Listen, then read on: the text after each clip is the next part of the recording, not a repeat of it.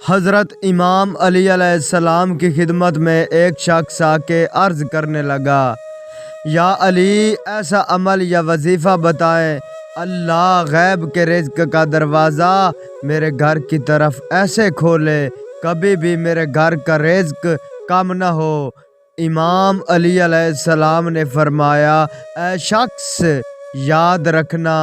رات کو سونے سے پہلے اپنے گناہوں کی معافی مانگ کر سویا کرو، اور سونے سے پہلے 70 مرتبہ یا رزاقو یا رحمانو پڑھ کر اللہ سے غیب کے رزق کی دعا مانگنا۔ امام علی علیہ السلام نے فرمایا، اے شخص، میں نے اللہ کے رسول سے سنا، جو انسان رات کو اپنے گناہوں کی معافی مانگ کے سوتا ہے تو اللہ اس انسان کا رزق کبھی کم نہیں ہونے دیتا۔